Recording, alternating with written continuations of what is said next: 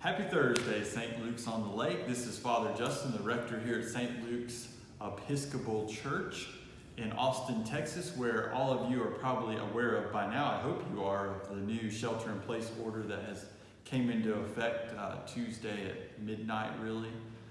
Is kind of dictating our life together. What does that mean for you guys? Well, that means we're going to continue meeting virtually. It really hasn't changed much of what we do. We're still answering the phone at the church. We're doing it more remotely now. Very few of us essential people are showing up to the office and kind of maintaining a presence and keeping an eye on the facilities, and we'll continue to do that. As it's important to remember that we will be back together.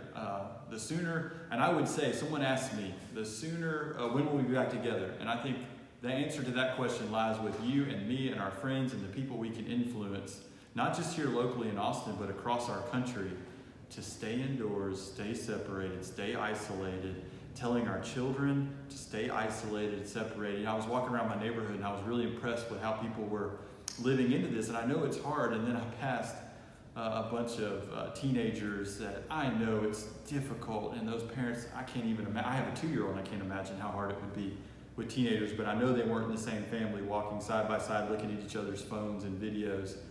And that's the kind of stuff that could potentially prolong this.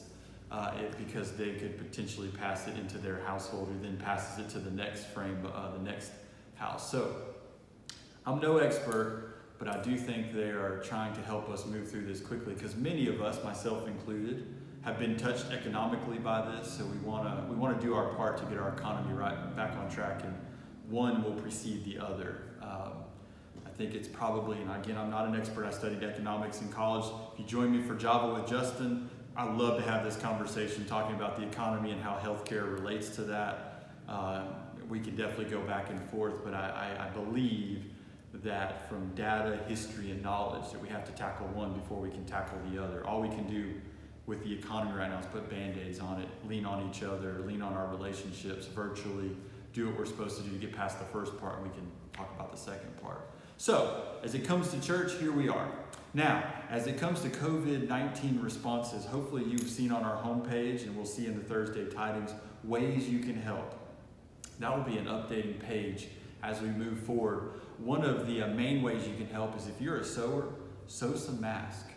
We have a contact person who can come pick it up at local hospitals, healthcare worker who can drive around the Austin area and bring those masks into doctors, nurses, providers that need it, who are on the front lines of not just, remember, they're not just treating COVID patients, they're treating other patients with other respiratory issues as well that also have to be protected against. So we have to kind of keep this in perspective. COVID-19 is huge and puts a burden on the system, but the system already has a natural burden from other diseases. So those masks, as someone who has to go visit people in the hospital, and some of you probably remember this if you ever visit somebody, are outside doors. Rooms when you go into people who might have the flu or have other illnesses that are droplet related, they have to wear these masks. So let's sew some masks. There's also ways to reach out to our senior assisted living centers, and we put some information on our website about that, how we can do that. And the ball is kind of in your court, so I hope you'll check that out. Also, hopefully you've heard about our quarantine games. Creative ways, this is important, creative ways to live socially distant from one another, but also share acts of kindness. And I leave it up to you, and that's the point of the games, to find the most creative ways that honor all of these societal kind of rules that are helping us live healthy and together. Come up with the best ideas, post it to our Facebook page, and let us know. And we're going to put you each time you post in the 14-day window that we're going to do this. You'll have, if you do it every day, and we judge it to be appropriate and follow the rules, which are really just the social distancing rules, then you'll have one entry in the raffle for the end. So if you do it all 14 days, you have 14 chances to win the raffle prize, which will go to support a local business. So St. Luke's, we're going to continue to be creative. We're going to continue to come together virtually, hang out with your small groups, make a new small group, grab some friends in the neighborhood, tell them to join you on Zoom or GoToMeeting or Google Hangouts, play some games, have some fun. There are a lot of ways we can do this and be creative. So I'm counting on you to find those ways, and we're going to continue at St. Luke's here as your staff to look for ways as well. So until this Sunday when I see you for virtual worship, I'll look forward to seeing you there.